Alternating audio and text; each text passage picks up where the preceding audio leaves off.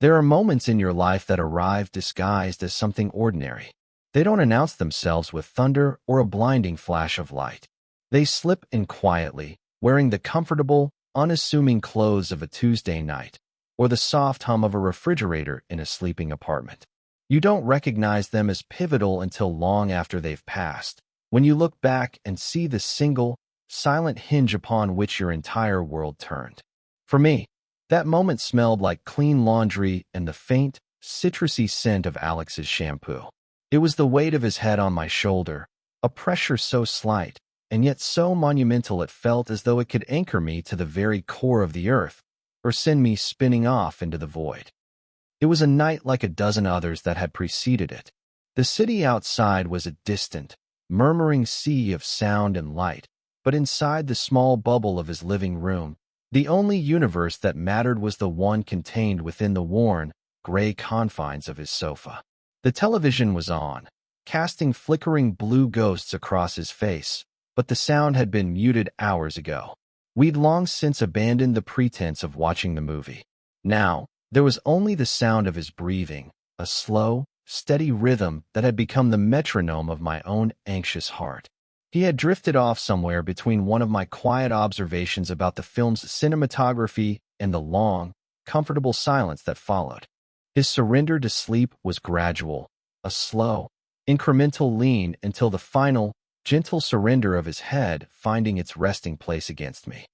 This was the boundary, the invisible, shimmering wall that had defined the geography of our friendship for years.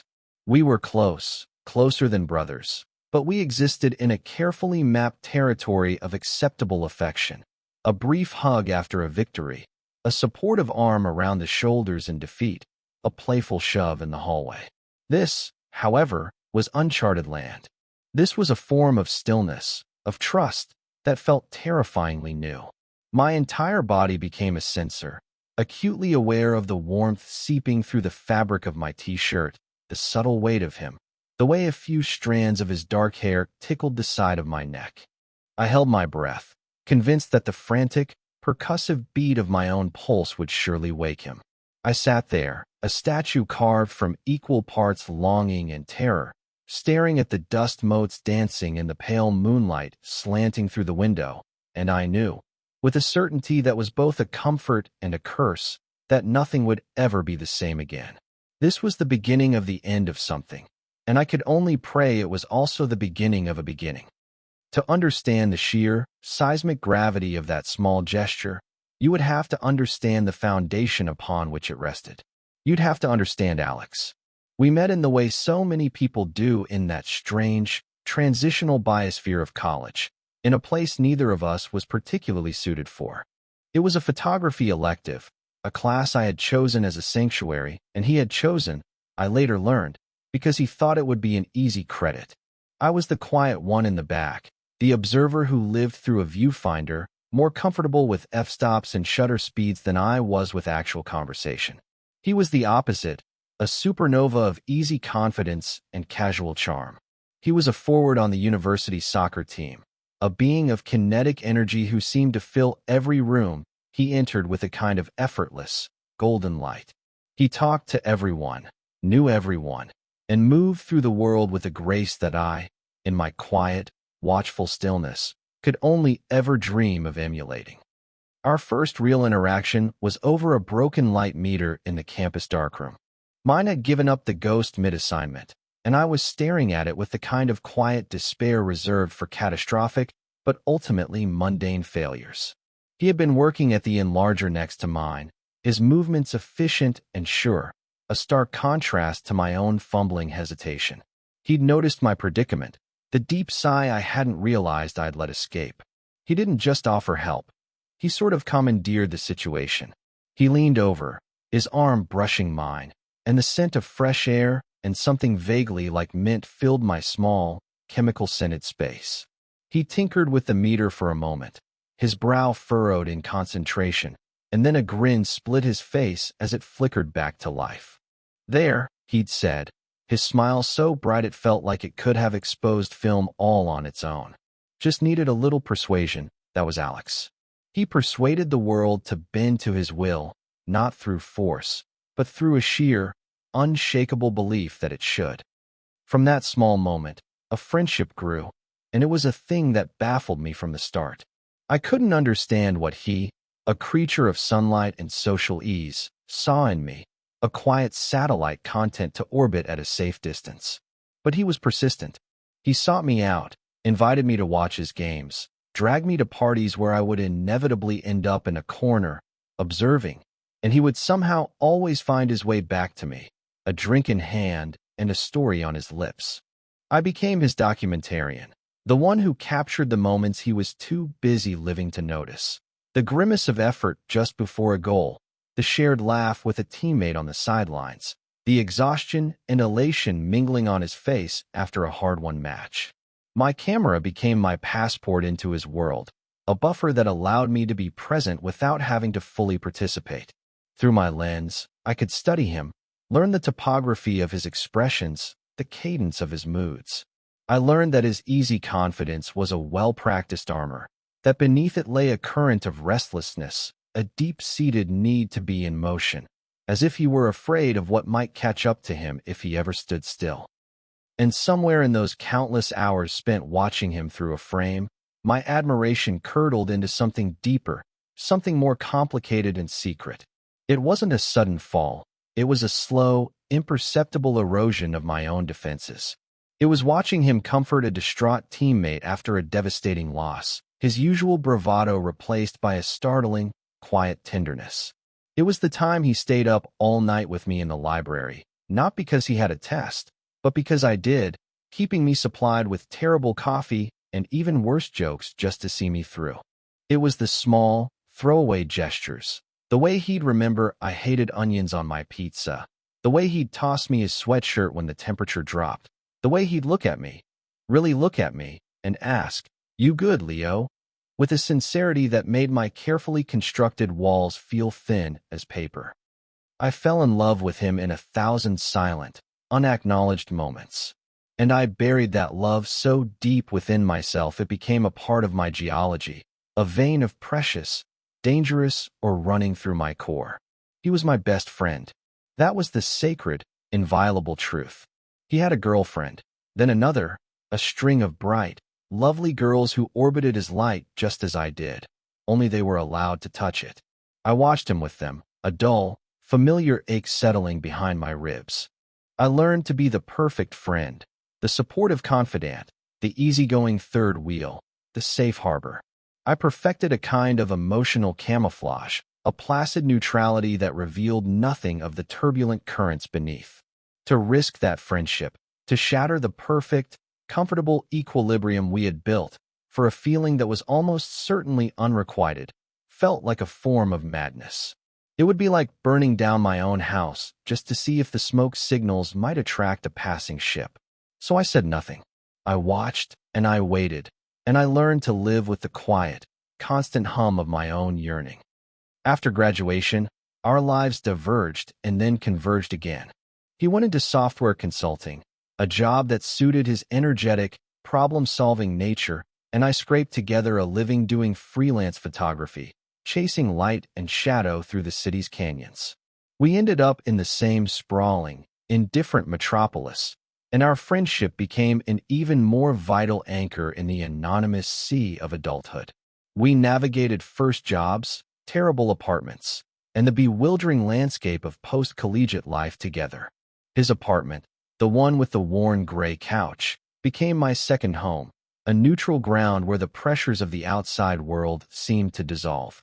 It was there we celebrated small victories and dissected crushing defeats. It was there he brought his long-term girlfriend, Sarah, a kind, intelligent architect who I genuinely liked, which only made the ache more acute. For 3 years, they were a unit, and I was the constant, the reliable friend who was always there, a fixed point in their shared orbit.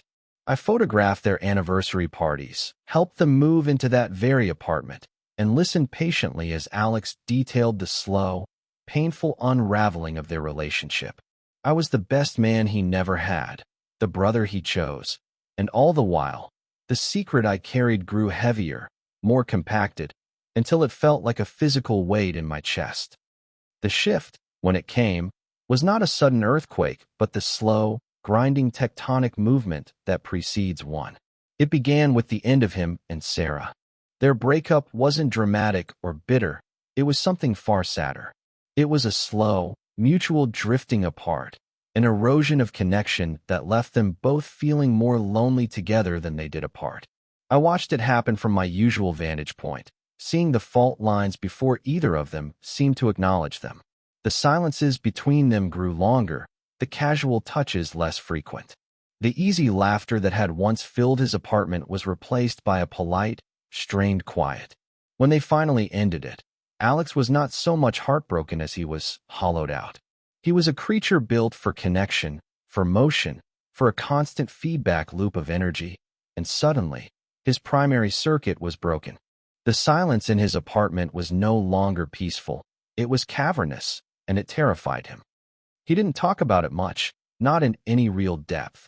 He wasn't built for that kind of emotional excavation. Instead, his loneliness manifested as a kind of frantic, restless energy. He threw himself into work, into the gym, into anything that would keep him from having to face the profound quiet of his own home.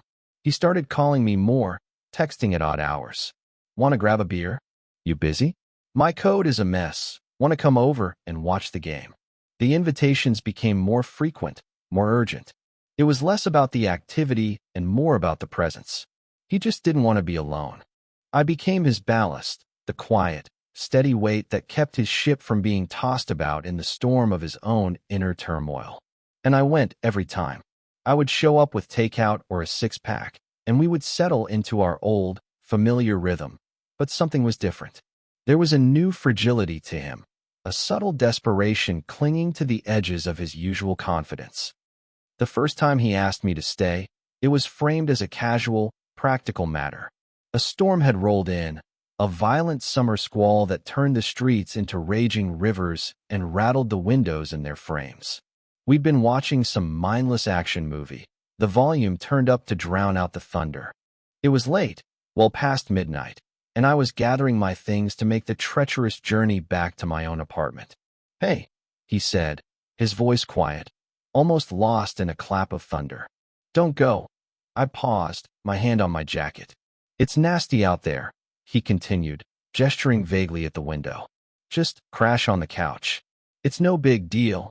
It was a perfectly reasonable suggestion. Sensible, even. But the way he said it, the look in his eyes, a flicker of something vulnerable, something lost, told me it had nothing to do with the rain. He didn't want to be alone with the storm, the one outside or the one inside. So I stayed. I took the couch, and he went to his room, closing the door behind him.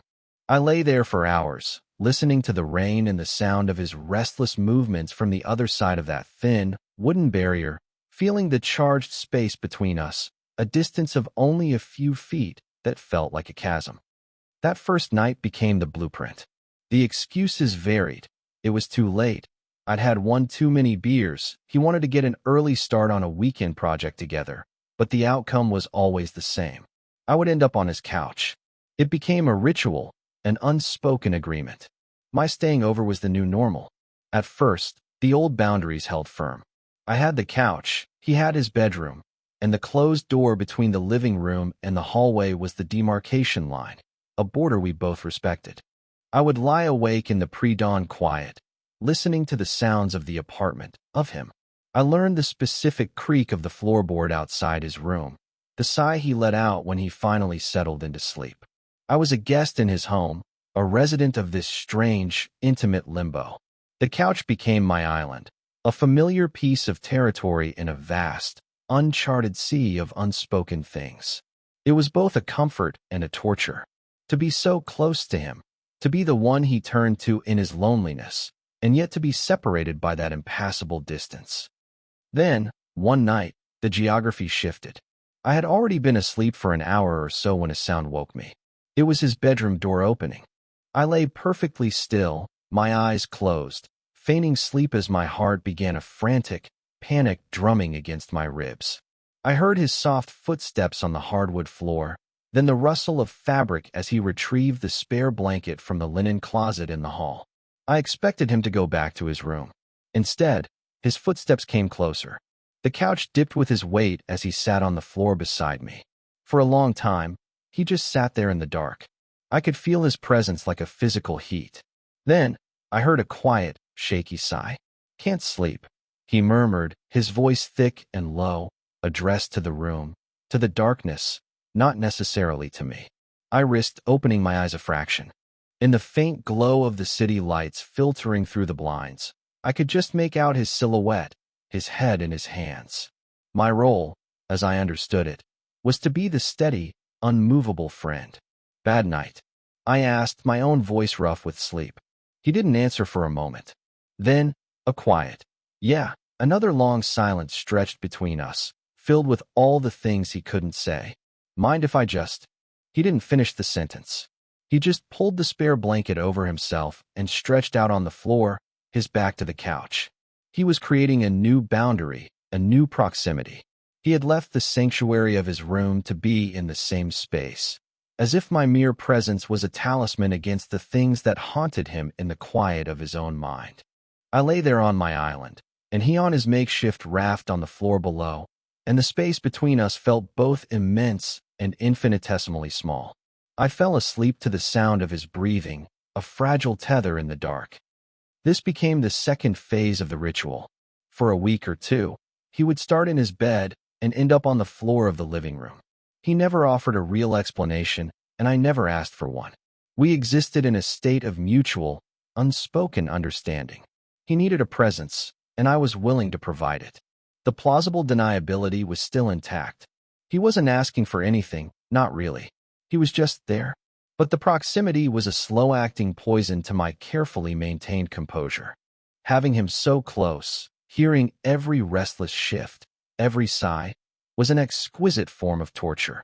It filled my head with dangerous, hopeful fantasies that I had to ruthlessly suppress with the cold, hard logic of our friendship.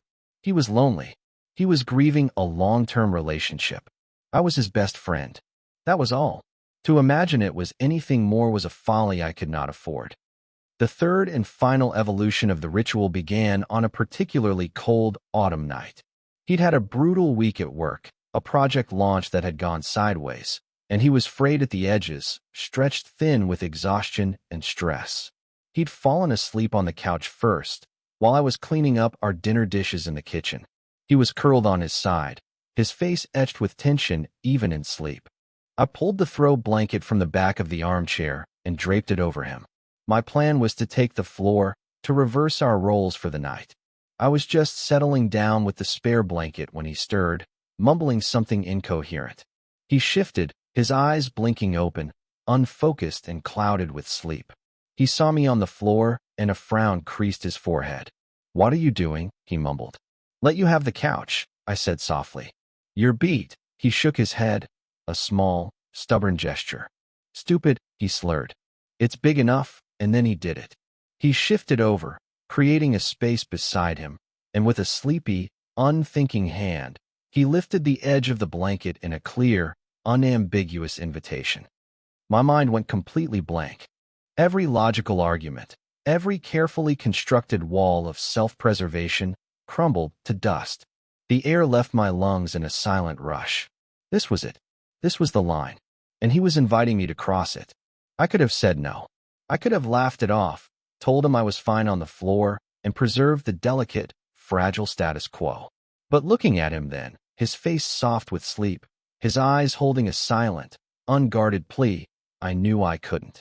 The pull was too strong, a gravitational force I had been resisting for years. I moved in what felt like slow motion, my body acting on a will entirely separate from my panicked, screaming mind. I settled onto the couch beside him, my back to him, leaving a careful, deliberate inch of space between us. The silence was deafening. I was so rigid I felt I might shatter. Then, I felt him shift behind me. A moment's hesitation, and then an arm draped over my side, his hand resting loosely on my waist.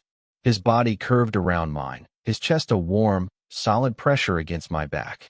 He tucked his head into the space between my shoulder blades and let out a long, slow sigh, a sound of such profound, bone-deep relief that it resonated through my entire body.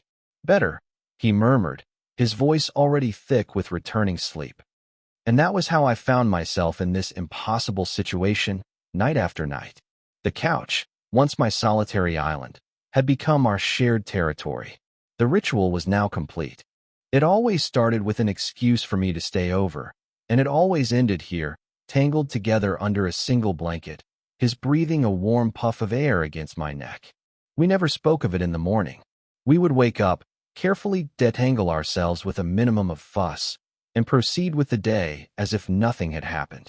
He would make coffee, I would check my emails, and we would talk about work, about sports, about anything and everything except the fact that we had spent the entire night wrapped around each other like vines. The plausible deniability was paper-thin now, but it was still there. He was a tactile person. He was going through a hard time. He was just seeking comfort from his best friend. These were the lies we both tacitly agreed to believe, the flimsy narrative that allowed this strange, beautiful, terrifying intimacy to continue. For me, these nights were a paradox of heaven and hell. Every night I would lie there, feigning sleep long after he had drifted off, my mind racing. I was cataloging every sensation, the solid weight of his leg thrown over mine, the way his fingers would sometimes twitch against my stomach in his sleep, the subtle, clean scent of his skin. I was dissecting every nuance, searching for meaning in the unconscious gestures of a sleeping man. Did he hold on tighter some nights? Did the way he sighed mean something? It was a maddening, obsessive analysis, a desperate attempt to find a Rosetta Stone for the language of his sleeping body. I was living a secret life in the dark, inhabiting a dream that felt so real I was terrified of the dawn. The hope that this engendered in me was a fragile, dangerous thing. It was a tiny, green shoot pushing its way through the concrete of my resignation. I nurtured it in the silent hours of the night, and I tried my best to kill it in the harsh, logical light of day. I was afraid that if I let it grow too much, its roots would shatter the very foundation of the friendship I was so desperate to protect. I existed in a constant, humming state of tension, suspended between the profound peace of his physical presence and the agonizing fear of what it all meant, or what it didn't.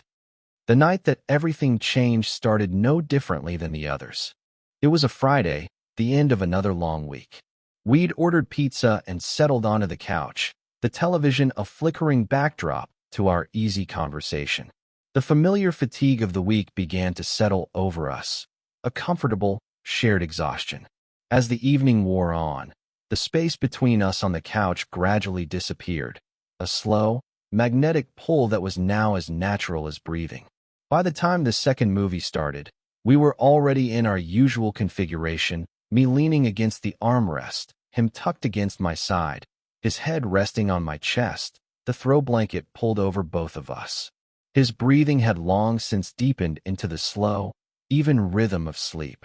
I was in my usual state of hyper-awareness, my senses tuned to the small universe we occupied. I could feel the soft thrum of his heartbeat against my ribs, a counterpoint to my own more rapid pulse. The movie played on, unwatched. The city hummed its distant lullaby. It was a perfect, fragile moment of peace, the kind I had learned to both cherish and dread. I must have drifted off myself, lulled by his warmth and the rhythmic sound of his breathing. When I woke, it was to a subtle shift in his weight. The room was dark, the television having gone to a black screensaver. I blinked, disoriented, and realized he was awake. He hadn't moved away, but the quality of his stillness had changed. It was no longer the limp, boneless relaxation of sleep. It was a watchful, deliberate quiet. I kept my own breathing even, pretending to be asleep, my mind suddenly on high alert. What was he thinking?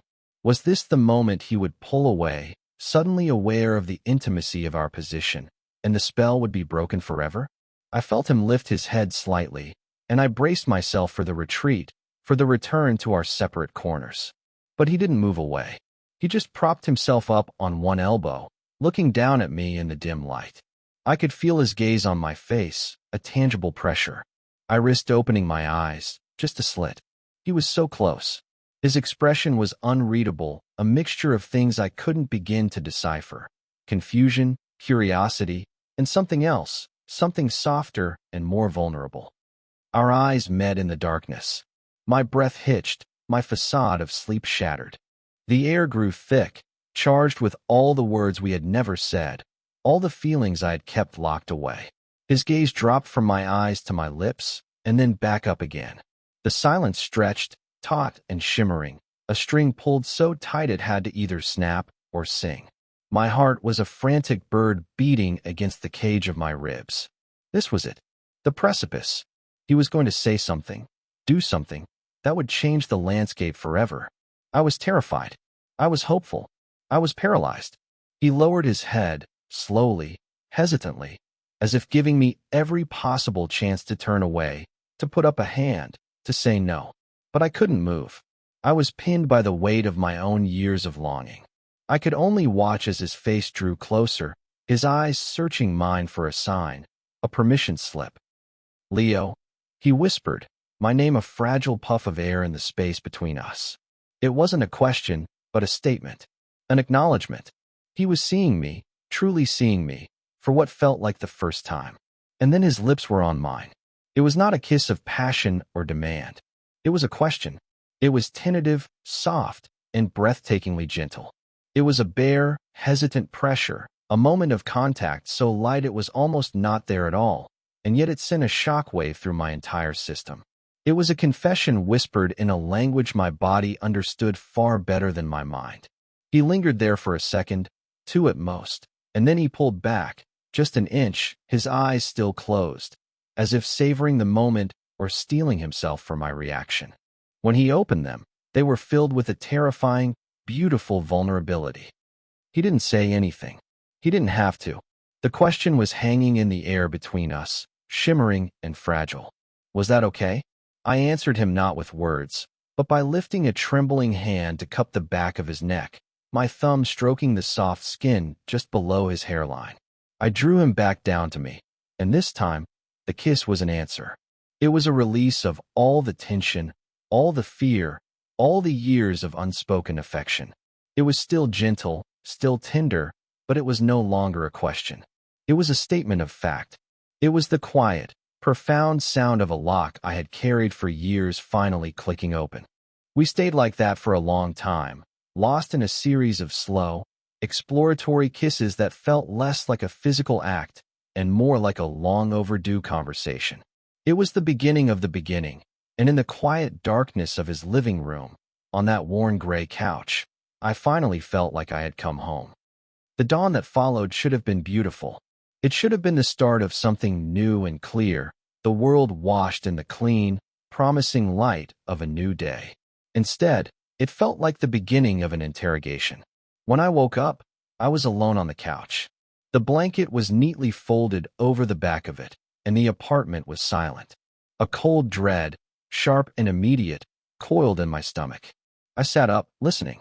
I could hear the faint sound of the shower running in the bathroom down the hall. He was awake. He was avoiding me. The beautiful, fragile intimacy of the night before evaporated, leaving behind a residue of anxiety. I felt exposed, raw. Had I dreamt it? Had I misinterpreted a moment of sleepy confusion?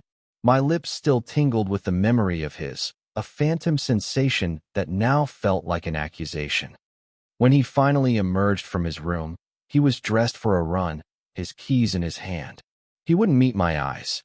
He just grabbed a water bottle from the fridge, his movements jerky and unnaturally stiff. "Morning," he mumbled, his focus entirely on screwing the cap on the bottle. The easy comfort that had defined our mornings, even in the midst of our unspoken ritual, was gone.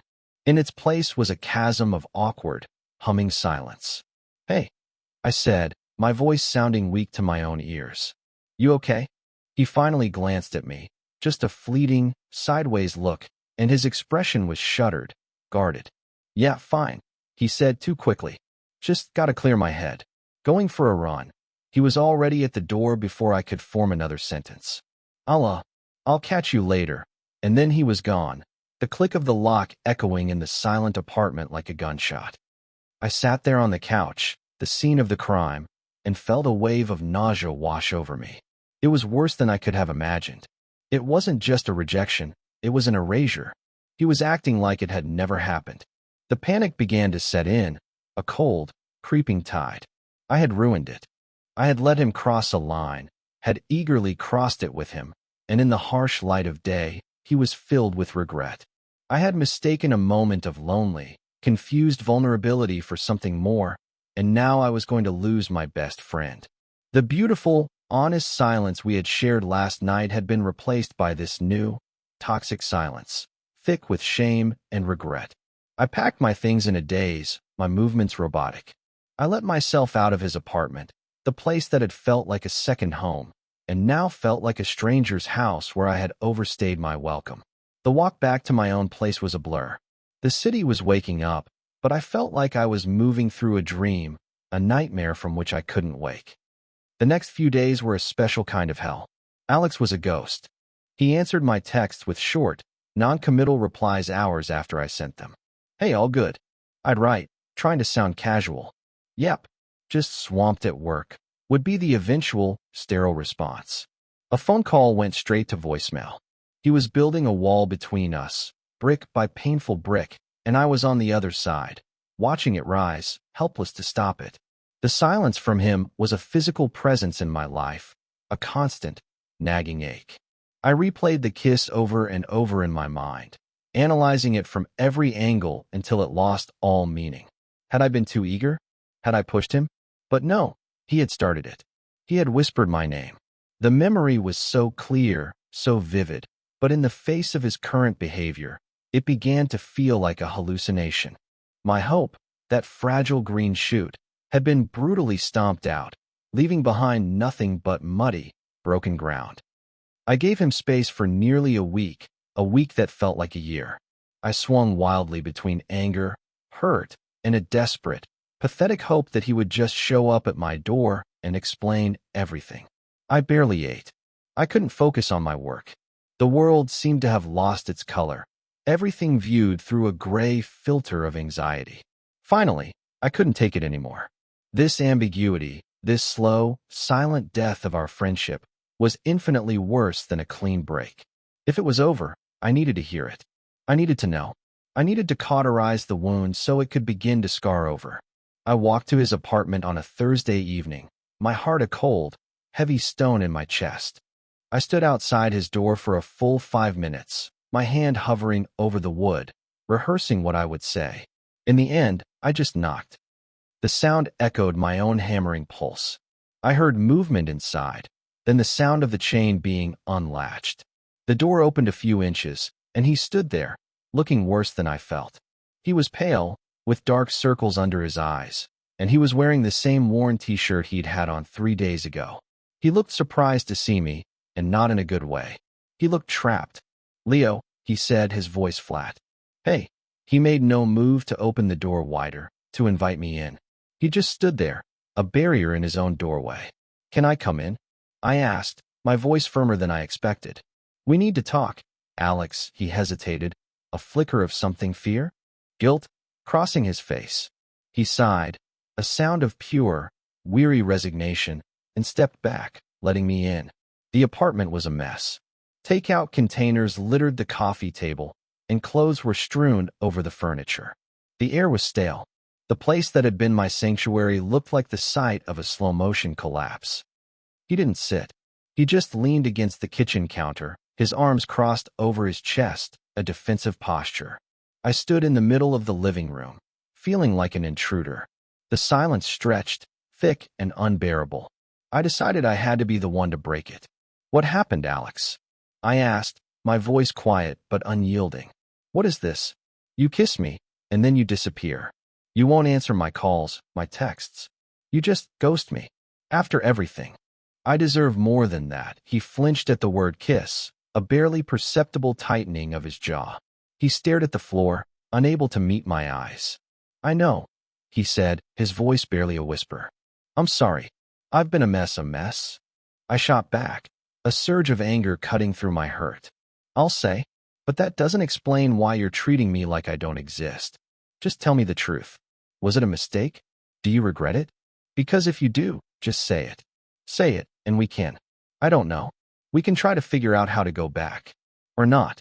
But this silence, Alex, this is killing me." He finally looked up, and his eyes were glistening with unshed tears. The sight of it knocked the wind out of me.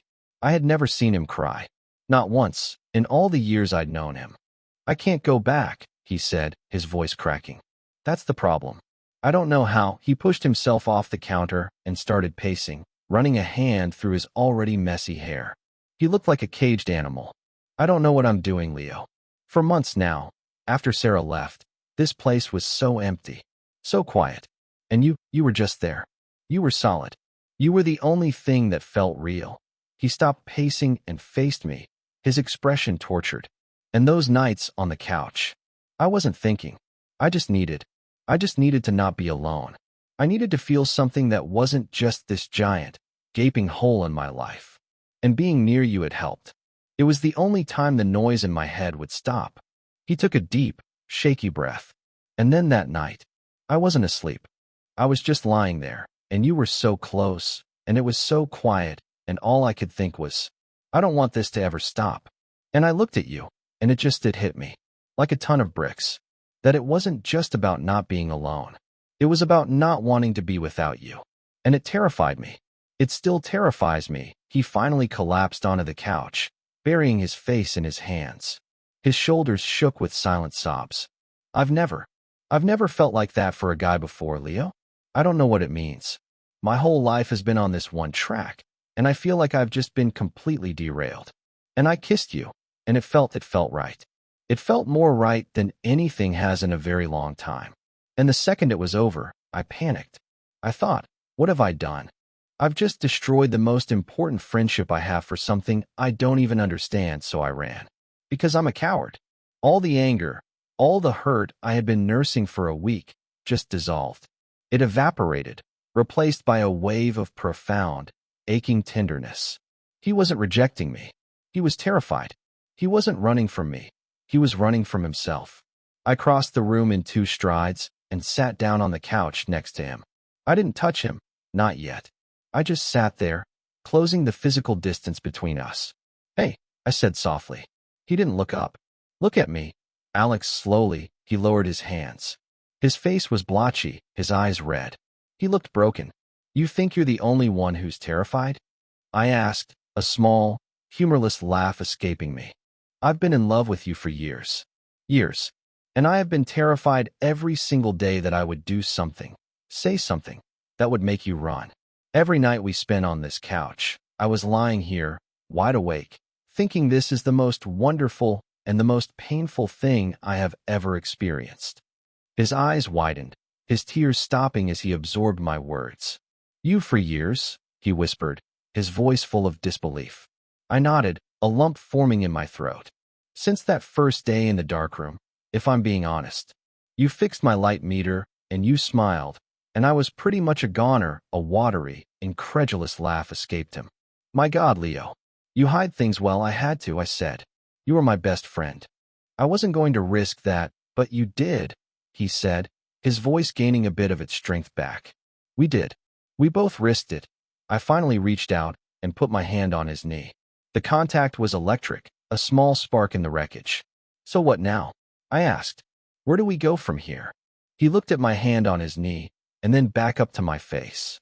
He covered my hand with his own, his fingers lacing through mine. The simple gesture felt more intimate, more binding, than any kiss. "I don't know," he said, and for the first time, the words didn't sound like a panicked evasion. They sounded like an honest admission. "But can we try to figure it out? Together?"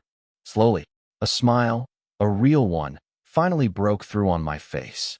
It felt like the sun coming out after a week of rain. "Yeah," I said, my voice thick with emotion. "Slowly sounds good. Slowly sounds perfect." He squeezed my hand, a silent promise. The toxic silence had been broken, replaced by something new.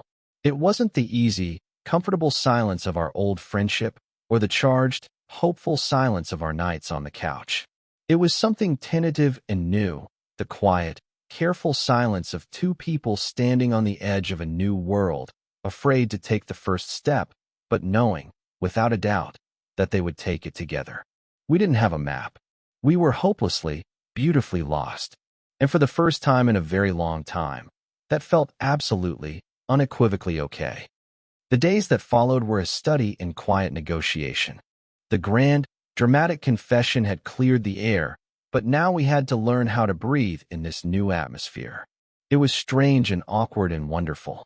We were mapping a new territory, drawing the lines and landmarks of a relationship for which neither of us had any precedent. We moved with the careful, deliberate slowness of people handling something infinitely precious and fragile. We talked. We had never really talked before, not like this. We had filled the space with banter about sports and work, but we had left the important landscapes of our inner worlds completely unexplored. Now, we spoke of fears and hopes, of the past that shaped us and the futures we weren't sure how to imagine. I told him about the loneliness of seeing the world through a lens, of always being the observer and never the participant. He told me about the pressure of his easy confidence, the constant need to be on, and the profound exhaustion that came with it. We were discovering the men who existed behind the carefully constructed facades of our friendship. The physical aspect of our new relationship unfolded with the same gentle, hesitant pace. A hand held while walking down the street felt like a monumental public declaration. The first time he kissed me in the daylight, in his kitchen while waiting for the coffee to brew, was a revelation. It was a simple, chaste kiss, but it was solid, real, not a dream conjured in the shadows. It was an affirmation that what was happening between us was not confined to the twilight hours on his couch. It existed here, in the bright, unflinching light of a Wednesday morning. We were redefining our shared spaces. His apartment, which had briefly become a place of anxiety and rejection for me, slowly transformed again. It became our shared sanctuary. I started leaving a toothbrush in his bathroom, a sweatshirt in his closet. Small, mundane acts of colonization that felt like profound statements of intent. The couch remained a central, symbolic piece of our geography. For the first week or so after our talk, we avoided it. We would watch movies sitting in separate armchairs, a comical, self-conscious distance between us. It was as if the couch itself was humming with the memory of too much tension, too much unspoken history.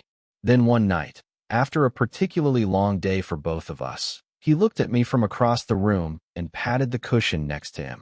"Come here," he said softly. It was an invitation, not a subconscious pull of need. It was a choice. I went and sat beside him, and he immediately wrapped an arm around me, pulling me against his side. He rested his head on my shoulder, just as he had that very first time, but everything was different.